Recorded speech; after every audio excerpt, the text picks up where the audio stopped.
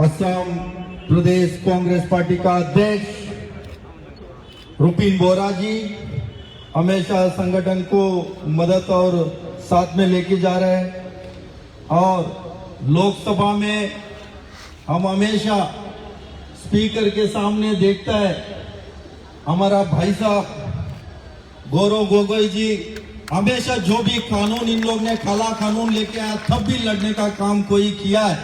कितने बार सस्पेंड हुआ शायद पता नहीं है। गौरव गोगोई जी और हमारा डिप्टी सीएलपी साहब रकीबुल हुसैन जी हमेशा युवा कांग्रेस संगठन को मदद करने का काम करते रहे लगातार। और हमारा मेंबर ऑफ पार्लियामेंट अब्दुल जी वो भी हमेशा संगठन के साथ हमेशा साथ में खड़ा है। और रकीबुद्दीन जी हमेशा मेरे को बोलते हैं आप वाल्केनो करके, वाल्केनो में नहीं आप ये शायद आपने जो भाषण दिया इतना जोश से हमेशा आपने भी संगठन के साथ हमेशा एनएसयूआई हो यूथ कांग्रेस हो महिला कांग्रेस सभी को आपने हमेशा कोऑपरेट किया। और भारतीय युवा कांग्रेस का सचिव असम का प्रभारी मेरे छोटे भाई अजय चिकारा जी और असम प्रदेश युवा कांग्रेस का अध्यक्ष भाई जुजारू कमरुल इस्लाम जी, भारतीय युवा कांग्रेस सचिव शरीफा रहमान जी, भारतीय युवा कांग्रेस सचिव कृष्णदास जी, राम प्रसाद शर्मा जी, पंकज बोरा जी और माइनॉरिटी का अध्यक्ष यूथ कांग्रेस का हर प्रोग्राम में साथ में रहता है सलमान खान जी और लगातार इस मंच को संचालन कर रहे हैं छोटे भाई उपाध्यक्ष रतुल पटवारी जी और शांतनु शर्मा जी और मनु जी।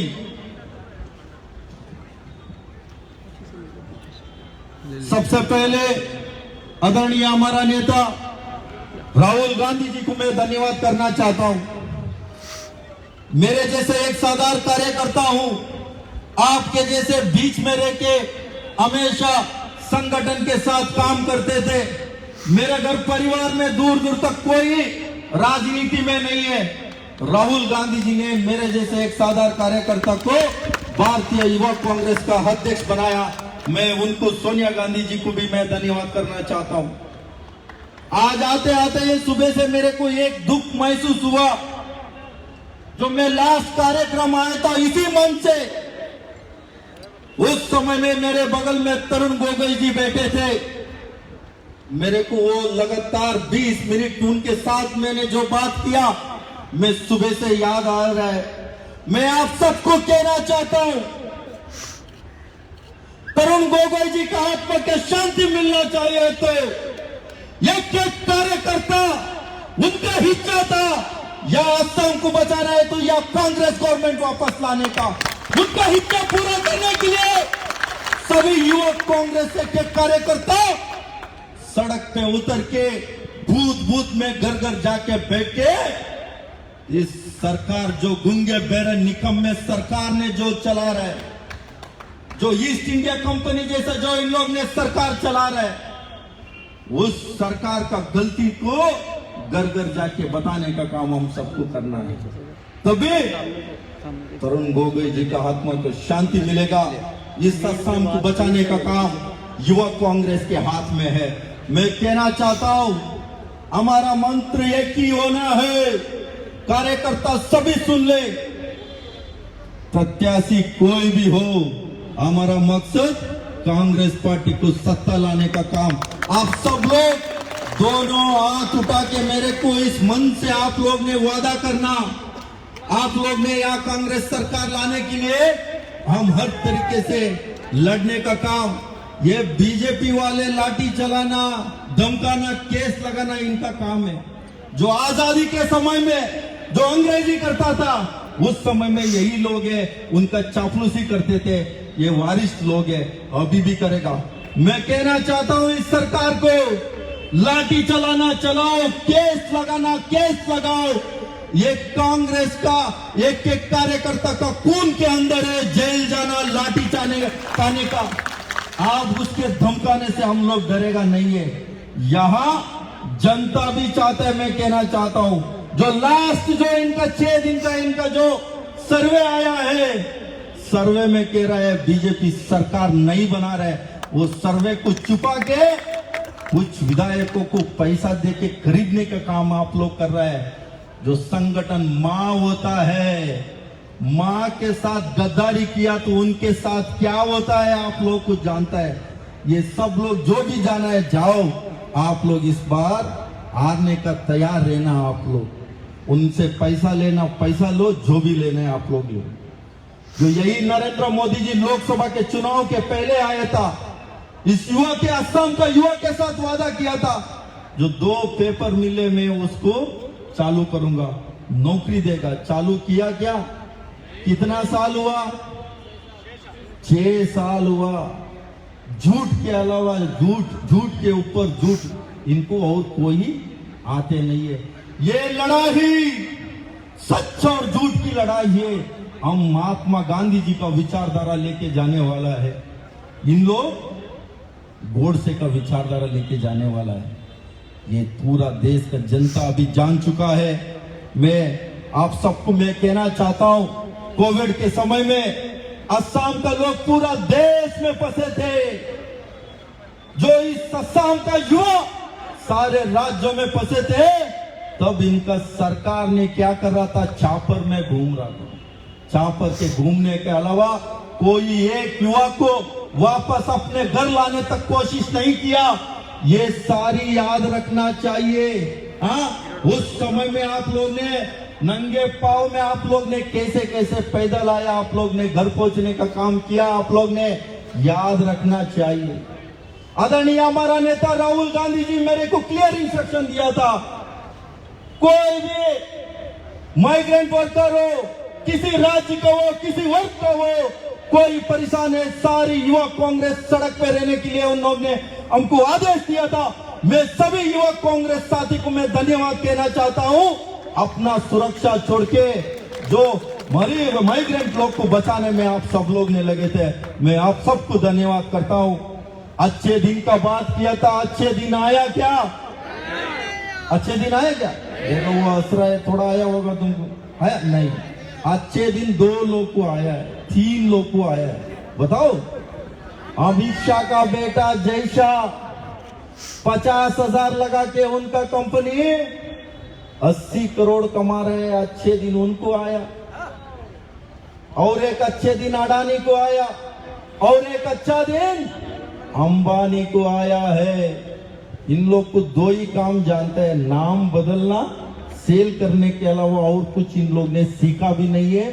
क्यों? तो कांग्रेस पार्टी जो इस देश को बनाने में, इस नेशन को बनाने में सभी वर्ग सभी समाज लोग उस कांग्रेस पार्टी का एक एक कार्यकर्ता खून और त्याग बलिदान से इस देश को बनाया है। इन लोग ने देश को तोड़ने का काम कर रहा है। जब तक सूरज चांद रहेगा, जब तक कांग्रेस पार्टी रहेगा, इस देश को तोड़ने के लिए हम लोग छोड़ेगा नहीं है। शर्म आना चाहिए नरेंद्र मोदी जी को, इतने बड़े बड़े वादा किया। कभी कभी आप भी घर पे सोचिए बैठ के, जो आपने 6 साल 6.5 साल में कितना वादा किया, एक भी पूरा किया तो आप बताइए। आप इतने इवेंट मैनेजमेंट आप करते हैं, एक बार पीसी कर दीजिए। या पत्रकार साथी यहाँ बैठा है, इनसे क्यों डर रहे हैं आप? एक बार आए तो खुल के बाहर क्यों? वो कुछ काम ही नहीं किया। एक इवेंट मैनेजमेंट ने कोरोना को भी एक इवेंट बना के छोड़ दिया था, तो आप सब जानता है। मैं कहना चाहता हूं, 15 लाख का वादा किया था, सभी के खाते में, भाइयों बहनों, सबके खाते में 15-15 लाख रुपए लगाए। किसी को आया क्या 15 रुपए? नहीं आया ना। तो इन लोग ने और एक वादा किया, साल में 2 करोड़ नौकरी दूंगा। कितना साल हुआ? 7 साल हो रहा है भाई। 14 करोड़ नौकरी देने का था, कितने नौकरी दिया है? कोई उनके पास आंकड़ा नहीं है। क्यों? तो नौकरी दिया नहीं, नौकरी छीनने का काम किया आपने।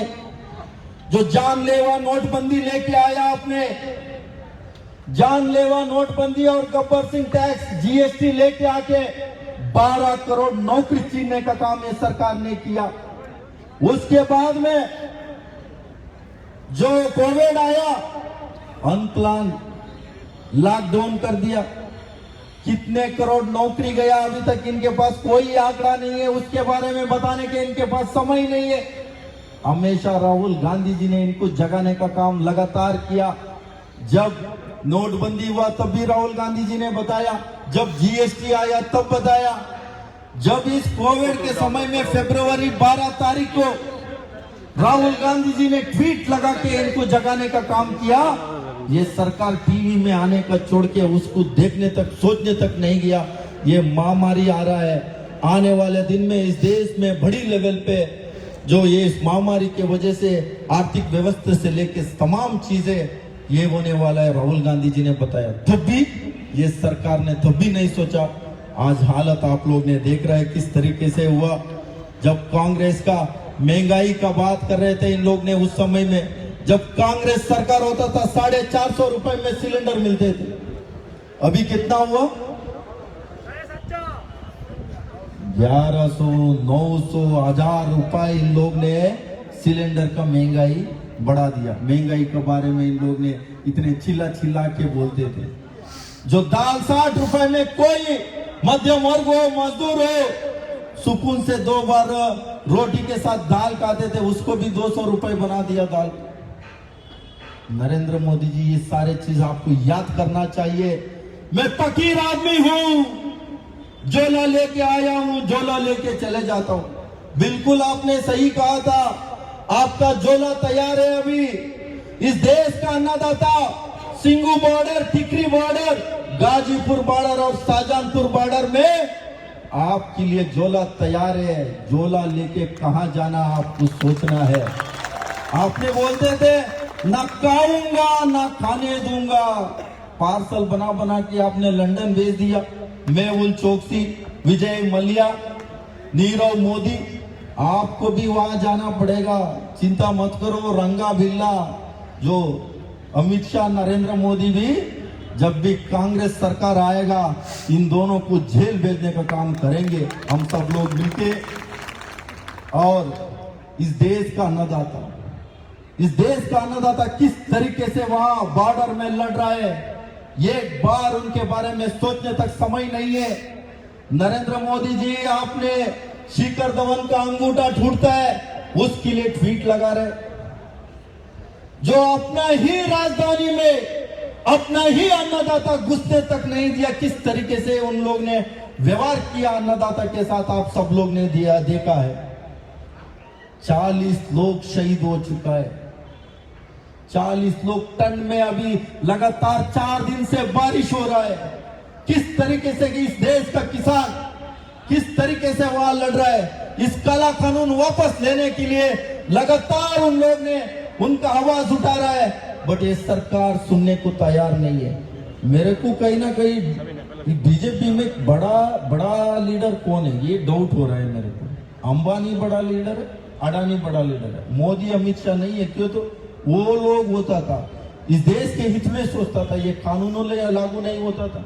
तो उनके कहने से ये कानून लाया है, ये लोग ये कानून वापस नहीं लेगा करके खुल के बोल रहे हैं। बदलाव लाया, हमने प्रपोजल दिया, 90% चेंज कर दिया। आपने कह रहे हैं अरे 90% चेंज किया तो आपने 10% के लिए क्या है, वो भी कानून खत्म करना चाहिए इनको। आप खुद मान रहे क्यों?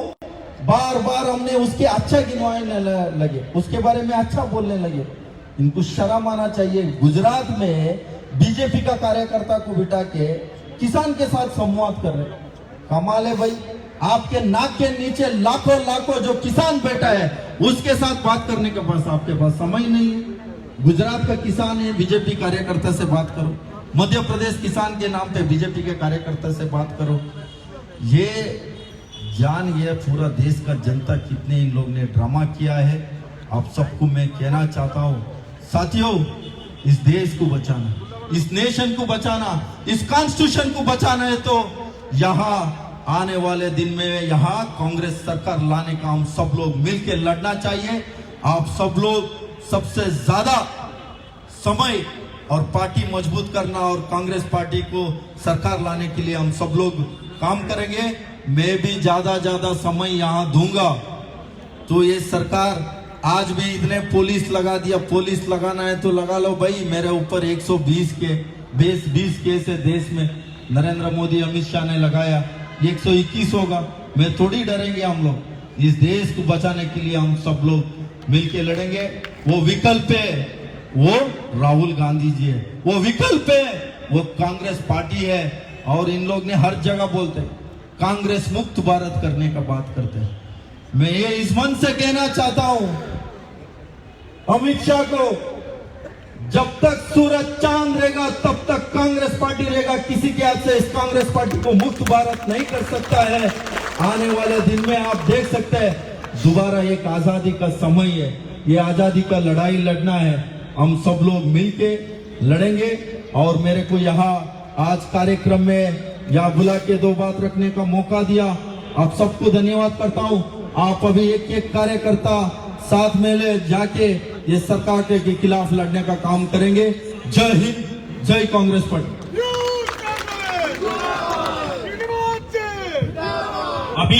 अभी सभी साथी डिसिप्लिन तरीके से रहेंगे। जो हमारा 3 इश्यूज को लेके जो आज ये युवा हुंकार हुआ है।